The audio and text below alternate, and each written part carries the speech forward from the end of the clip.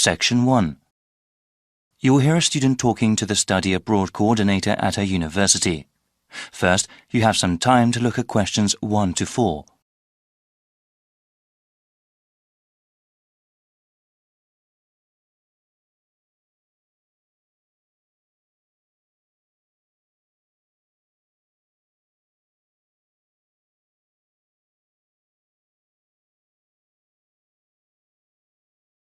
Now we shall begin. You should answer the questions as you listen because you will not hear the recording a second time. Listen carefully and answer questions 1 to 4. Hi, Leela. Please sit down.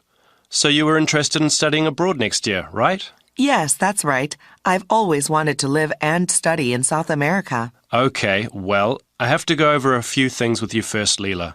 Once I get some information, I can tell you about studying abroad. What is your last name? Kim. That's K-I-M-H. Okay, now, when are you interested in studying abroad? I want to study my entire third year of university abroad. Wow, that's a long while, but well worth it. Have you ever lived or studied abroad before? Yes, I took a summer language program in Buenos Aires, Argentina. Will you be applying for financial aid for your year abroad? I think I will be. Living costs are lower in South America, but plane tickets can be very expensive. What kind of degree do you want? I plan to obtain a Bachelor of Arts in Spanish and Latin American history. I'm especially interested in how countries there became democracies. That sounds very interesting. Do you have any idea what countries you want to study in? I think I'll do one semester in Bolivia and then another semester in Peru. That's all the basic information I need. Just ask if you need anything else. Before you hear the rest of the dialogue, you have some time to look at questions 5 to 10.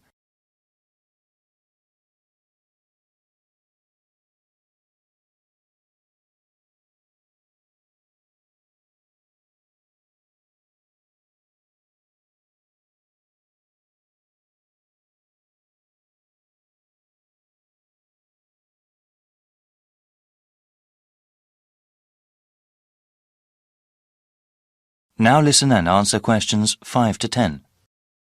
Now, Leela, there are some things I have to explain to you about going abroad for a year. You know that it can be difficult at times. Yes, actually, I had a friend who went to China for just a semester. She said the language barrier was quite a problem. Actually, not only is there a language barrier, there are also cultural differences that can make living or studying in another country very difficult. You mentioned going abroad before, but over the course of a year, some people can experience severe loneliness. I think I'm prepared to deal with that. Also, you have to be organized when it comes to applying for your study abroad program. Our university here may not accept every course you take abroad. You have to make sure with your academic advisor about which ones are appropriate and will count towards your degree. Understood. Thanks for the advice. Actually, I did want to go over the application procedure briefly with you. I read it on the website, but... Yes, it can be slightly confusing. First of all, please remember to keep your grade point average at 3.2 or above. There are high standards for those sponsored by the school to study in another country. Once you have declared your major, you can begin your research into which programs you want to go to. After filling out the appropriate application, you will submit them to the Office of Study Abroad. After they review your materials, you will be informed about whether or not you can study abroad under the university's name. You will also be informed about how much financial aid you will receive. Sounds slightly daunting. Well, from what I have seen, I don't think you need to worry. Okay then, I'll print the forms from the online website now and get started. Good luck, Leela. Thank you so much. No problem. If you have any other questions, please email or call. I will. Bye then. That is the end of section 1. You now have half a minute to check your answers.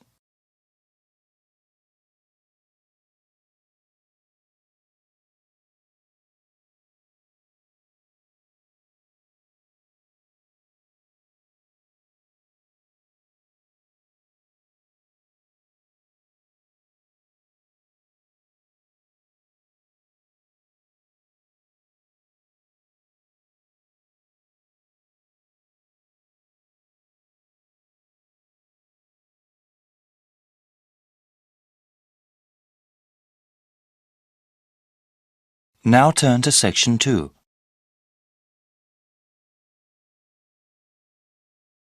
Section 2. You will hear Laura talk about this year's International Food Festival. First, you have some time to look at questions 11 to 14.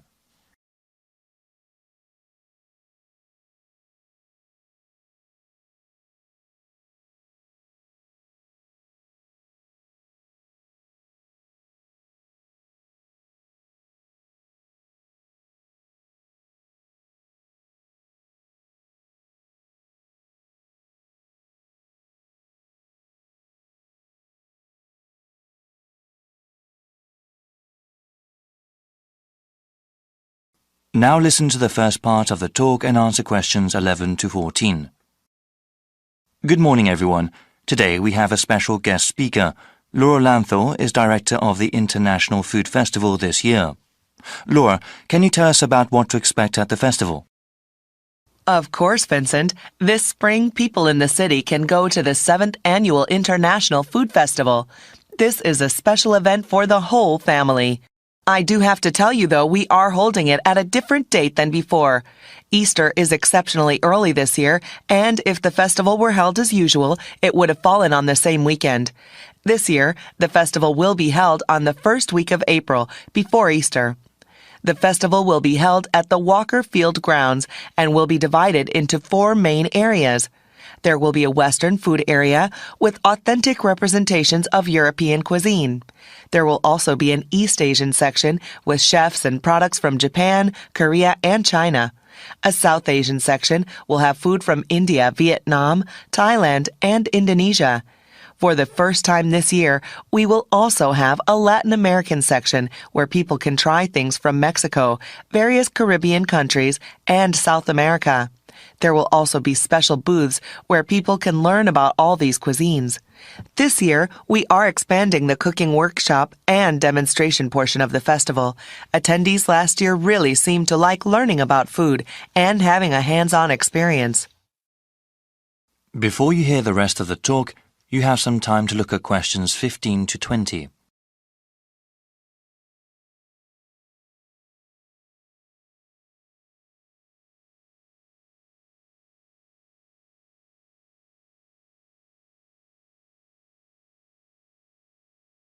Now listen and answer questions 15 to 20. I'll give you a brief description of 3 of the workshops we have. Like I said, these allow you to participate directly in the making of food and teach you techniques you can use at home. For a full list of them, please go to our online website. We will give you the site address after the end of my talk. You will also find there the procedure to pre-register for the workshops. Pre-registration takes place when you buy your festival tickets and is highly recommended. Non-Western food has become increasingly popular these days, and many people are interested in how to cook such food at home. Such cuisines use a variety of different spices, ones that aspiring cooks might not be familiar with. Therefore, our world tour of spices is a good introduction to the flavor profiles of other cuisines. I would recommend it for adults who want to seriously learn about cooking. Small children might not take to the more exotic spices. One workshop that is meant for children is Candy Adventures. They're traditional activities like making gingerbread houses. Other activities teach basic decorating techniques, including the proper use of coloring dye. Kids can also learn how to make flowers and other objects out of cake frosting. We understand the concerns of parents regarding their children's health, so everything used in this workshop is either sugar-free or uses acceptable sugar substitutes. Lastly, we have a workshop that is suitable for the whole family. Salads Forever is a workshop for everyone interested in healthy eating. There will be different kinds of salads that people can try and demonstrations that show how to make them. Salads have grown in popularity these days and are a healthy addition to any diet if prepared the right way. The workshop will also teach how to make healthy salad dressings.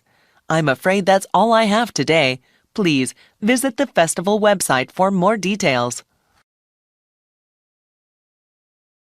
That is the end of Section 2. You now have half a minute to check your answers.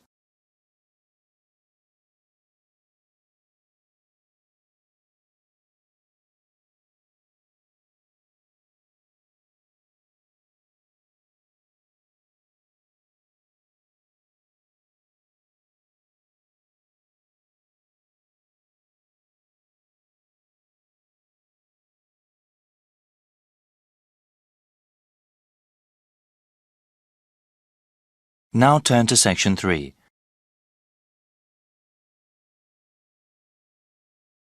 Section 3. You will hear a conversation in a continuing education institute's office.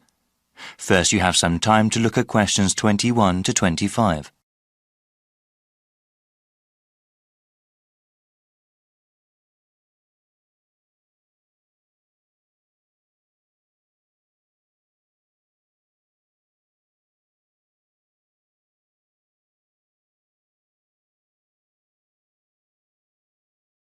Now listen carefully and answer questions 21 to 25.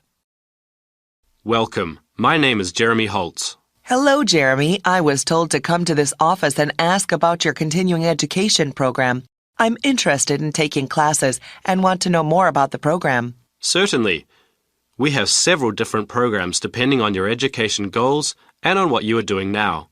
For example, we have continuing education programs for those who want to finish a degree or start a new one, and we also have a program for working adults. Well, I'm working part-time now and I'm interested in completing a degree in business administration. I am working at a hospital, you see, but I want to change my job, either work in hospital management or have my own business. Okay, that sounds great. Many students in our program want to advance in their current careers or even change them. What kind of degree do you have now? I am a registered nurse with a 2-year degree. Great. First, we have to figure out where you want to take classes. We have satellite campuses all over the region. The ones at the city centre are accessible by public transportation but offer fewer course times. A car is the best way to attend classes at our satellite campuses in the suburbs, but they have more classrooms and therefore more courses. Well, I have been saving up for a car, but I don't have enough money to buy one yet. I think the city centre campus will be better.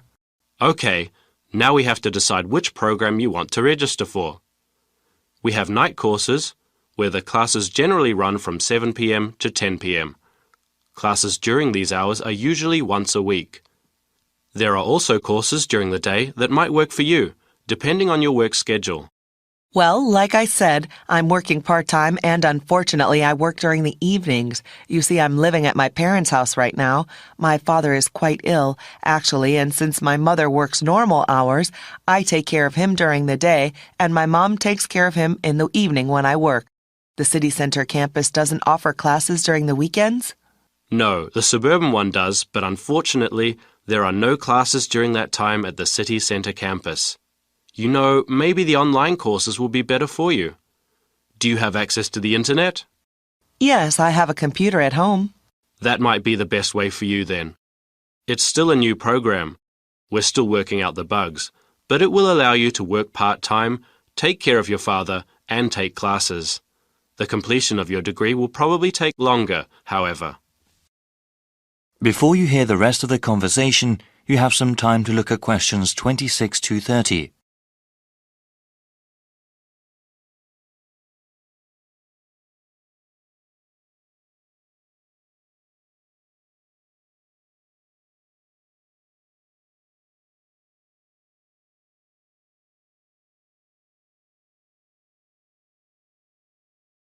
Now listen and answer questions 26 to 30. So, how exactly does this work? I'm slightly nervous about studying again. It's been years since I've been a student.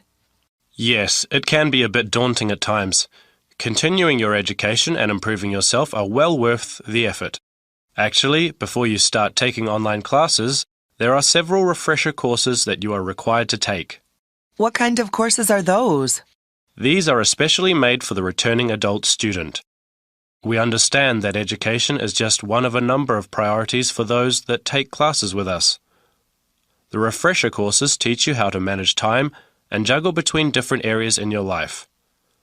Techniques like writing down your daily schedule and ways to avoid procrastinating are talked about. Also, there is one course that reviews basic study skills, like the most efficient way to read the course text, as well as basic academic writing. I think that would be really helpful for me. I enjoyed studying when I was going to school, but I definitely need some tips on how to manage my classes along with the rest of my life. Many students I've seen are in a similar position. They have to balance both their work and family life with their education. It's not easy, but it is very rewarding for the ones that finish their education all the way through. Okay, so how do I register for the classes? You need to go online to do that. I will give you a brochure with the appropriate web address. You can choose which course modules to take online. You can go through them as time allows. There is even a place to keep track of progress towards your degree. All right, can I ask then about the cost of the online courses? They are cheaper than classes at either campus, of course. Online, you'll see a number of different ways to pay. You can pay up front for each course module you take, or pay over a number of months. The latter method of payment will probably be better for me. Are the textbooks and other course materials expensive? No, not at all, actually. With all online courses, the relevant materials are included free of charge. They are available to download after you register. That sounds great. Thank you so much. No problem. My contact information is also in the brochure. That is the end of section 3. You now have half a minute to check your answers.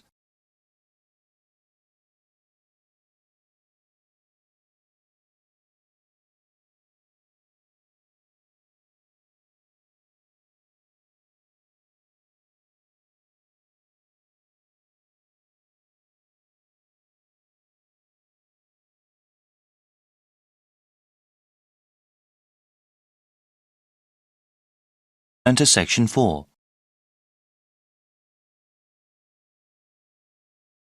Section 4. You will hear a student representative explaining the views of the student body about how a large donation to the school should be spent. First, you have some time to look at questions 31 to 40.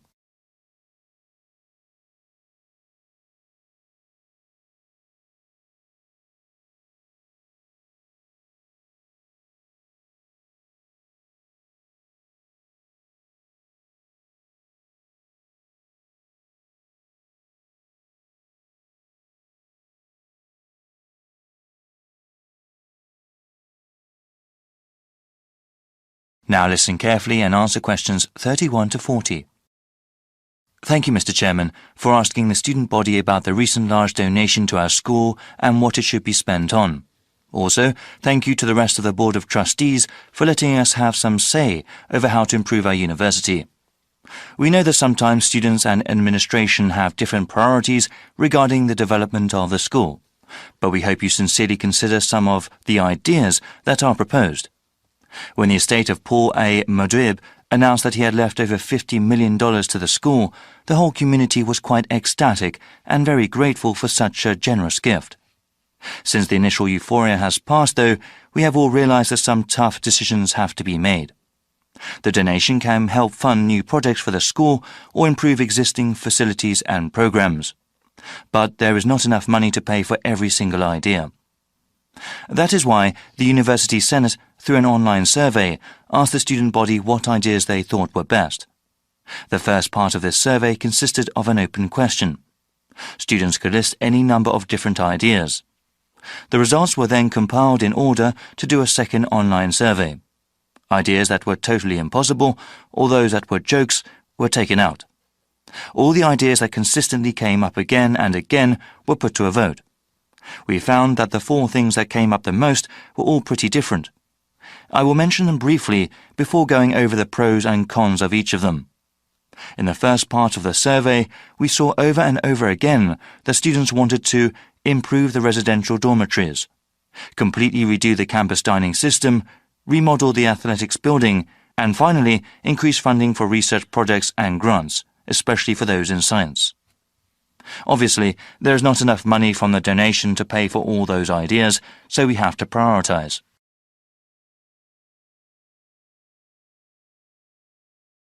The ideas that got the most votes were improving the residential dormitories and completely redoing the campus dining system. They both got 30% and 28% respectively of students saying that was what most of the money should be spent on. Many of the dorm facilities are quite old and definitely need some repair, particularly the shared bathrooms. Also, students have been complaining for a while that there is not an adequate number of dining facilities on campus, and that the quality of the food at existing places is low. Spending most of the donation in these areas would definitely improve the quality of life on campus. However, a significant minority of the student population, about 40%, does not live on campus. They commute from their homes elsewhere and therefore would not benefit from those improvements. 25% of students thought improving the athletics building was the best use of the money, and 17% voted for giving money to research projects for science. There are many people who are attracted to our university because of our athletics programs, so improving the building would improve the reputation of the university. Only a small percentage of students actually ever use the athletics building, however. Though it received the fewest votes, giving money to university research projects has great potential. Any new patents that come about because of that research can possibly earn the school lots of money. That is the end of Section 4. You now have half a minute to check your answers.